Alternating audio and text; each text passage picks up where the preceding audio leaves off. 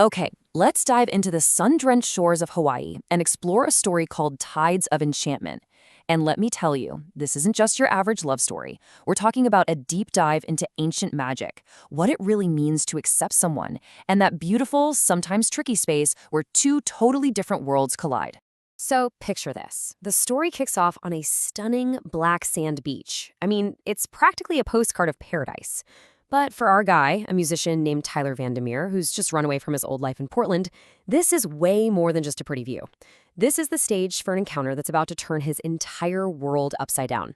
He came here looking for a little inspiration, but what he finds is straight up magic.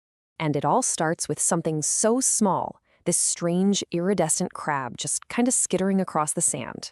Tyler, being curious, he reaches out to get a better look. But the second his skin touches that shell, the whole world just shimmers. And what happens next? Well, it's something he never, ever could have seen coming. And poof, just like that, their impossible meeting. The crab is gone. And standing in its place is a woman named Leilani. You can just imagine the total shock and confusion on the sand right then. And that is where their incredible story really kicks off. It turns out Leilani is a kupua. It's an ancient line of Hawaiian shapeshifters, these incredible beings who can move between the animal world and the human world. And you have to understand, this isn't just some cool party trick. This is the very core of who she is. It defines everything about her. So here's the thing. Leilani can't go back into the ocean without transforming back into her crab form. So she goes home with Tyler. And right from that moment, they start this incredibly complicated but also beautiful dance of trying to build a life together in this wild new reality. And this, right here, is where the real heart of the story's tension lies. I mean, look at them. Tyler is a man of the land. He's all about structure, technology, logic. He's from Portland's gray drizzle. And then you have Leilani. She is literally a creature of the sea, fluid, magical, tied to these ancient rhythms. They are total opposites, and that dynamic sets the stage for everything that follows.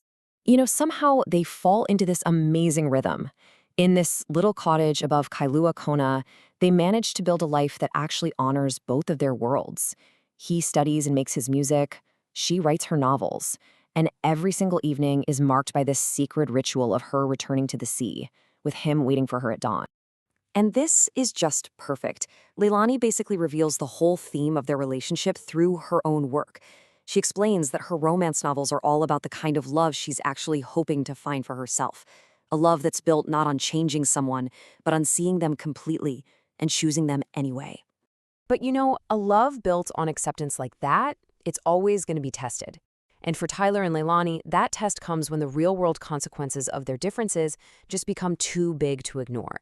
A storm is brewing, both outside and in. And this question just hits you, right? It gets right to the core of their conflict. They've built this beautiful, fragile routine, but you can just feel the pressure building. How long can something like this possibly last before it all comes crashing down? And it all comes to a head during this massive storm.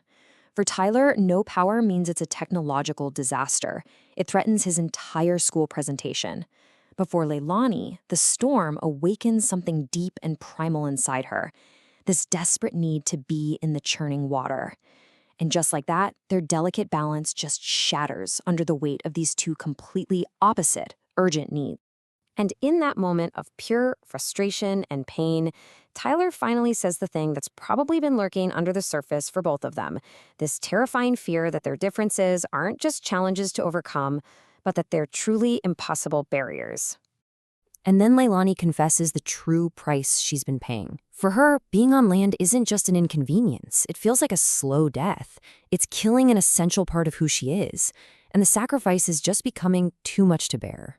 So, with their conflict feeling totally unsolvable, she makes a choice. Leilani returns to her world.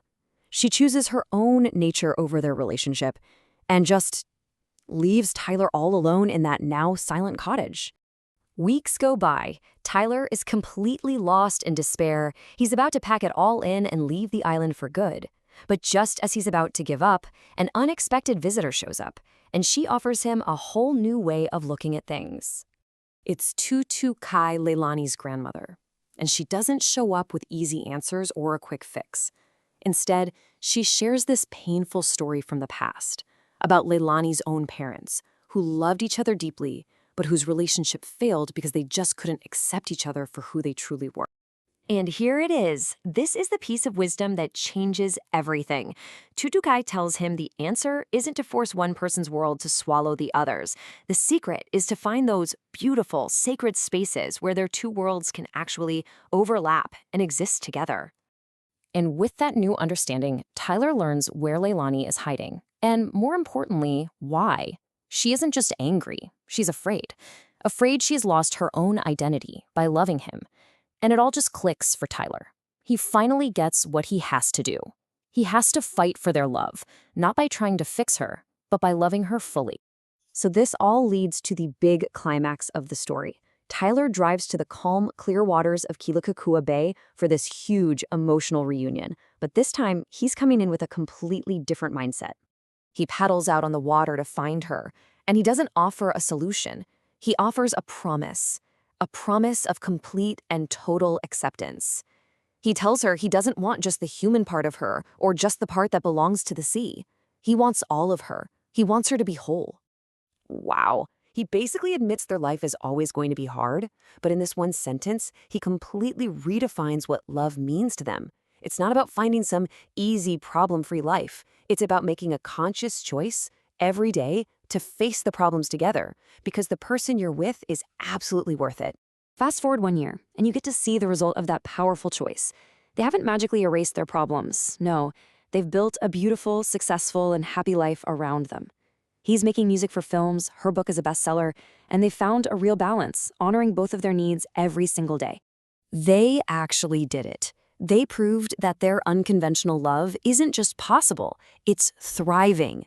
They found that harmony that Tutukai was talking about right there in that magical space where the land finally meets the sea.